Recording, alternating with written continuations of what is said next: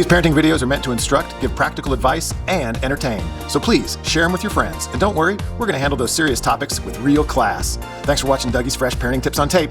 Hit it! This is the account of Shem's family line. 2 years after the flood, when Shem was 100 years old, he became the father of Arphaxad.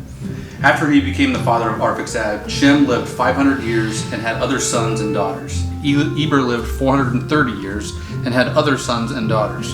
When Peleg had lived 30 years, he became the father of Reu. After he became the father of Reu, Peleg lived 209 years and had other sons and daughters. When Reu had lived 32 years, he became the father of Serug. When Serug had lived 30 years... Dad, when are we going to be done? Not until you can fully explain why Paul chooses to begin his letters with a strong doctrinal section followed by an exhortation to Christian living. Huh? Hun, back me up on this. Huh? Oh, hon, I think we need to watch the tapes.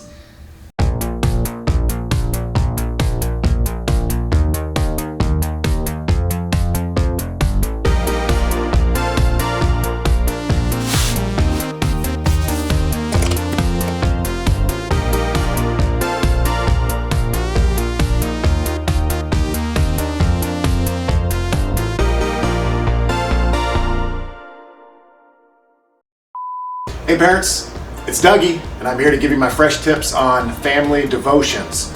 So let's start with this idea. Let's have some simple principles that we keep in mind. First, if you're reading any stories out of the Bible, make sure you're grabbing a Bible that is age appropriate. Most of the Bibles that you're going to be looking for online, they'll give you the age ranges for the kids they're meant for. Kind of stick with their recommendations. Second, understand that family devotions, you're going to jump into them and you're going to be really excited to do them. And you might do them for a while, every week or a few times a month, and then all of a sudden you're going to find that you've forgotten and you've kind of gotten out of the rhythm and you've stopped. Well, don't let that stop you completely. My family was constantly starting and stopping and starting and stopping and starting our family devotions. So just understand, your rhythm might not be the rhythm you want, but don't psych yourself out. Jump back in if you've been through a time period that you haven't been doing them. Be encouraged. We all kind of have that problem. Next, make sure to make it fun. Whatever age your kids are, if they really love the picture books and they're smaller, that's great. We're going to get us some ideas for your kids when they're older. But just remember, this should be a fun time to get to talk about God. So don't make it too much like school. Your kids are not going to dig that at all. Also, another simple principle to keep in mind. If your kids get older, when they hit those teenage years, they might have some questions. Totally okay that they ask questions. You just have to keep the conversation going. Let them wonder, let them ask, let them doubt. It's totally okay. They have to get to a point in their own life where they're going to believe it for themselves. And as we used to say in youth group, they're going to own their own faith. So help your kids get there. Don't just tell them the right answer and make them repeat the right answer back to you. Because if they feel like that's where you're coming from, they're not going to want to have a conversation with you. So keep your lines of conversations open. Let them have their questions and their doubts. It's totally okay. It's part of the growing, maturing faith process. All right, now let's get into it, just a few specifics. When your kids are really small, let's say 2 to 3, they're going to love the picture books, and that's probably going to be enough for them. The one thing I would recommend doing, though, is making sure you're finding a picture book that is accurate and isn't sugarcoating some of those Bible stories too much. And the only reason I say that is because when they get a little bit older, if they realize the stories that they were reading when they were kids from those books really aren't the same stories that they're learning when they get older, that just kind of causes sometimes a little bit of confusion, and they're wondering what is the real story. So just make sure that your small books, even though they're going to be meant for the younger kids, that they're still accurate. All right, when your kids get a little bit older and they hit that 4 to 6 range, they still might like the storybooks, and if they like reading them, great. But at this point, they're probably getting a little bit more antsy and they want some more movement. So incorporate movement into your devotion time. So after you read a story, a couple suggestions, maybe act it out. Or as you're reading, have them act it out. Or when you get done with the story, have them draw some of their own pictures to help retell the story. Anything they can do to be moving in these ages of like 4, 5, 6 years old is a great thing to incorporate into your family devotions. As they get a little bit older and they get into that 6 to preteen kind of age, oh, we love doing object lessons. So if you can find a devotion that has an object lesson attached to it, that's the one you want to be doing. And if your kids are in that age, they love seeing something and doing something that then helps them remember what the Bible story was about. And some of these you can come up with on your own. find the Bible story and then just find one thing in the story that can connect to an activity. Something as simple as if you're talking about Jonah and the big whale, well, concentrate on the whale and maybe go to a fish store and look at some fish and then talk about that story.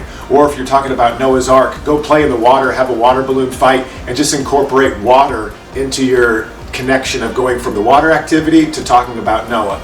Or there's this guy named Jeremiah in the Old Testament that got thrown into a pit of mud. If you want to reinforce that story, and that one showed up in some of my kids' earlier Bibles when they were younger, well, we'd go out and play in the mud, and then we'd make that connection to the Jeremiah story. So any of the stories that you've been reading when they were younger, just take one element out of there and do an activity wrapped around it, and then connect that activity back to that story. So the kids at this age, 6 to 12-ish, they're gonna love it when you get to do something and talk about the Bible at the same time. And as your kids get older and kind of hit that 13 to 18 age range, I'd say just having conversations with them about what you're reading and about what they're reading. So some things that we did in my family was sometimes we would just sit down and read passages together and then just talk about it. Like, what's happening there, what questions do they have, or maybe they'd be assigned or would pick a passage to read during the course of the week, and then I'd check back in with them to see what they thought. And we'd use 3 simple things to help us with our conversation. We would use a light bulb, bing, bing, bing. So anything they noticed in the passage that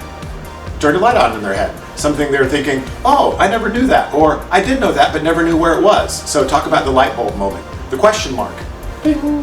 What questions do you have? What words didn't you understand? What concepts are weird? Ask those questions. Google some answers. And it's totally okay as parents to say, wow, good question. I don't know the answer, but let's try and find out. And then we'd use an arrow. Ding, ding, ding. And the arrow means, how are you going to move forward with this passage? Is there anything that God wants you to do in your life to maybe change or adapt? The light bulb, the question mark, the arrow.